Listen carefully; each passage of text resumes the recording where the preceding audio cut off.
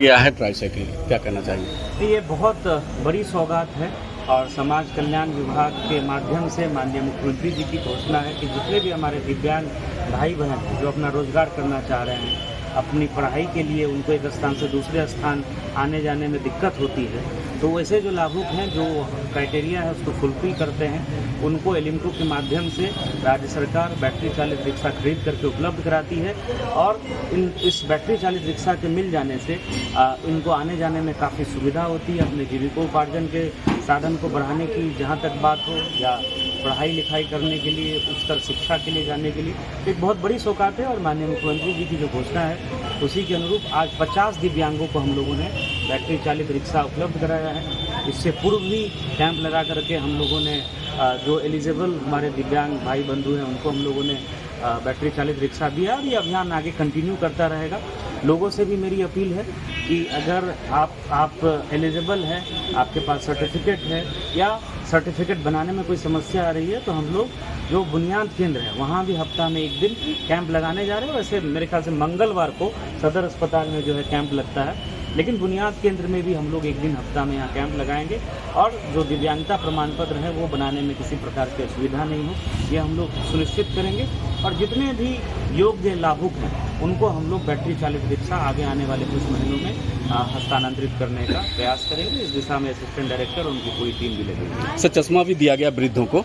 आज इस कार्यक्रम की भी शुरुआत, वैसे पहले से ये कार्यक्रम चल रहा है, इसमें आंखों की जांच होने के बाद निःशुल्क चश्मा दिया जाता है। तो इस कड़ी में आज हम लोगों ने कुछ योग्य लाभुकों को जो है चश्मा भी हस्तगत कराया है और आगे भी जो बुनियाद केंद्र की सुविधाएं हैं उसका बेहतर उपयोग है, ये हम लोगों का प्रयास है दिया है। यहाँ के जो हेल्थ मैनेजर हैं वो मैनेजर जो थे उनको हम लोगों ने ऑलरेडी, क्योंकि वो काम नहीं कर रहे थे, लगातार गायब थे, तो उनको ऑलरेडी हम लोगों ने बर्खास्त कर दिया 2 महीने पहले।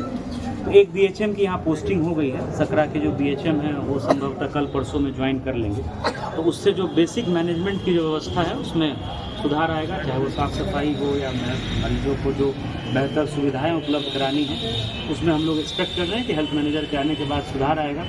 इसके अतिरिक्त कुछ बिंदुओं पर विशेष ध्यान देने की ज़रूरत है। जैसे टीबी का जो कार्यक्रम चल रहा है, टीबी एलिमिनेशन का, उसमें जो यहाँ STLS हैं, जो टेक्नीशियन हैं, उनका परफॉर्मेंस बहुत ख़राब है। 1 महीने में अगस्त में 19, जुलाई में मात्र 27 उन्होंने जांच किया है, तो उनका वेतन हम लोगों ने बंद किया है और अगर वो सुधार नहीं करेंगे तो उनको टर्मिनेट करने की कार्रवाई शुरू की जाएगी। यहाँ जो हम लोगों का पैथोलॉजी का लैब चल रहा है उसमें भी मशीन्स वगैरह कुछ खराब रहने के कारण और माइनर उसमें गड़बड़ी है, उसको अविलंब ठीक करा करके और उसमें जो पैथोलॉजी की जांच होनी है उसको शुरू कराने के लिए हम लोगों ने बोला है।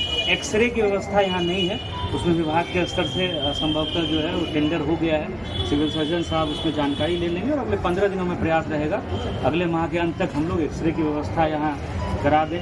इसके अतिरिक्त हम लोगों ने यहाँ C सेक्शन भी शुरू कराने के लिए बोला है, ताकि जो गर्भवती महिलाएं हैं जिनको सर्जरी की ज़रूरत हो उनको जो है शहर मुजफ्फरपुर मेडिकल कॉलेज या सदर अस्पताल जाने की ज़रूरत ना पड़े, क्योंकि MMIC खुद गायनिकोलॉजिस्ट हैं और एनेस्थीसिया के जो विशेषज्ञ हैं उनको एक दिन यहाँ डिप्यूट करने के लिए बोला गया है जिला मुख्यालय से।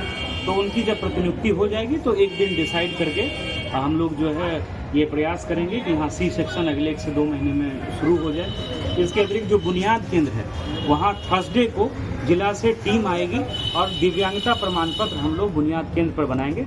मंगलवार को सदर अस्पताल में बनेगा और थर्सडे को जो है, चूँकि यहाँ ऑडियोमेट्री की भी व्यवस्था है, जो कान में जिनको प्रॉब्लम होती है उनके टेक्नीशियन भी यहाँ बुनियाद केंद्र पर हैं, तो असिस्टेंट डायरेक्टर जो डिसेबिलिटी के हैं उनको बोला गया है कि सिविल सर्जन साहब से कोऑर्डिनेट करके थर्सडे को बुनियाद केंद्र पर दिव्यांगों के लिए सर्टिफिकेट बनाने का काम, दिव्यांगता प्रमाण पत्र बनाने का काम यहाँ से शुरू किया जाएगा।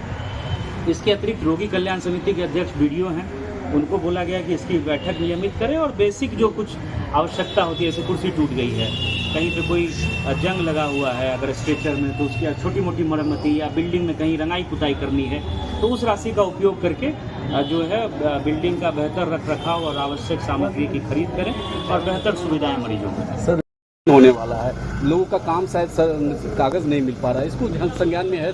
देखिए, लोकतंत्र में सबको अपनी बात कहने का अधिकार है, तो उस पर कोई टीका टिप्पणी तो मेरा करना उचित नहीं है। लोकतंत्र में लोकतांत्रिक तरीके से कोई भी व्यक्ति अपनी बात रख सकता है। लेकिन विधि व्यवस्था की समस्या नहीं हो। अगर विधि व्यवस्था की समस्या हुई तो फिर हम लोग जो कानूनी कार्रवाई है वो संबंधित के विरुद्ध करेंगे। जहाँ तक सर्वे सेटलमेंट की बात है, पहले एक बार सर्वे शुरू तो होने दीजिए। अभी अमीन की बहाली हुई है, कानूनगो आए हैं, सर्वे सेटलमेंट के ऑफिसर को जो है नियुक्त किया गया है, जो BAS के काफ़ी सीनियर लेवल के ऑफिसर हैं। अभी बेसिक काम हो रहा है, चाहे वो तेरीस लेखन हो, खतियान मिलान कराने का। और सभी लोगों से मेरी ये दरख्वास्त होगी, रिक्वेस्ट होगा कि अफवाह मत फैलाइए।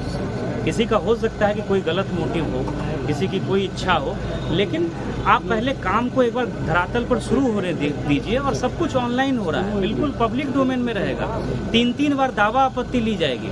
जैसे लोगों को ये भ्रम फैलाया जा रहा है कि आपको जो है सत्यापित खतियान की पर्ची लगेगी, किसी मजिस्ट्रेट से वंशावली बना के देना पड़ेगा, तो आप जो है पहले जाके परिमार्जन कराइए तब आपका सर्वे होगा। ये सब गलत बात है, फालतू बात है। या म्यूटेशन तो लोगों को ऐसे भी कराना चाहिए, लेकिन आपने नहीं कराया है। आपकी ज़मीन पे आपका दखल कब्जा है, आपके पास ज़मीन का डीड है, रसीद है, LPC है, कुछ तो होगा। उसके आधार पे जो हमारे अमीन कानून को जाएंगे वो उसका निराकरण करेंगे। तो ये सब भ्रम फैलाना कि परिमार्जन जिसका नहीं हुआ रहेगा, इसी शुद्धिकरण के लिए तो पूरा ये सर्वे सेटलमेंट का काम हो रहा है कि स्थल पे आप कागज़ दिखाइए, स्थल पे आपका पोजीशन है, आपका नाम चढ़ जाएगा और 3-3 बार दावा आपत्ति ली जाएगी।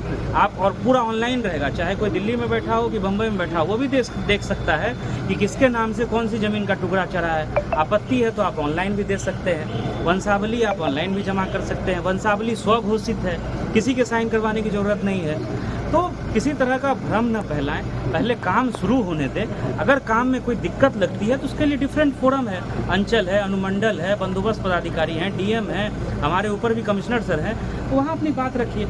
लेकिन विधि व्यवस्था को अपने हाथ में लेना, अनावश्यक रूप से कार्यालय की गतिविधि को प्रभावित होने देना, तो ये अगर कोई करेगा और हम लोगों को लगेगा कि कानून का उल्लंघन हुआ है तो उसको फिर कानून उस हिसाब से। कुछ ग्रामीणों को भड़का रहे हैं लोग कि कागज नहीं जमा कीजिए, कुछ लोग भड़का रहे हैं। नहीं, अभी ऐसी कोई स्पेसिफिक शिकायत मेरे पास नहीं आई है। अगर कोई स्पेसिफिक शिकायत आएगी तो हम लोग कार्रवाई करेंगे। लेकिन सभी लोगों से मेरी अपील है, चाहे वो हमारे सम्मानित जनप्रतिनिधि हो, आम जनता हो, रैयत हो, पदाधिकारी हो, सब लोग इस काम में सहयोग करिए और काम को एक बार पहले शुरू होने दीजिए धरातल पर, ठीक से खतियान तैयार होने दीजिए। तब अगर उसमें हम लोग भी फील्ड में जाके देखेंगे, आप बताइए कि कहाँ गड़बड़ी है, कहाँ गलती है।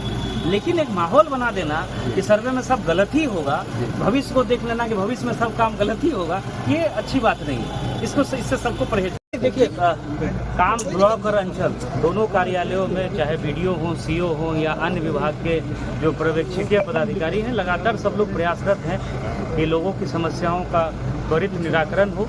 और इस दिशा में अंचल स्तर पर भी काम जो है, काम में गति आई है, प्रखंड स्तर पर भी काम हो रहा है और लोगों ने जो समस्याएं बताई हैं उनका भी त्वरित निराकरण कैसे हो, इस दिशा में हम लोग प्रयासरत हैं। और जो भूमि संबंधी विवाद हैं या परिमार्जन के मामले हो, म्यूटेशन के मामले हो, इनकी हर एक सप्ताह हम लोग शुक्रवार को समीक्षा करते हैं। और उसी का परिणाम है कि आप देखेंगे कि पिछले 5-6 महीने में म्यूटेशन के लंबित मामलों में काफ़ी कमी आई है और हम लोगों ने लगभग 90,000 मामलों का म्यूटेशन का निष्पादन किया है।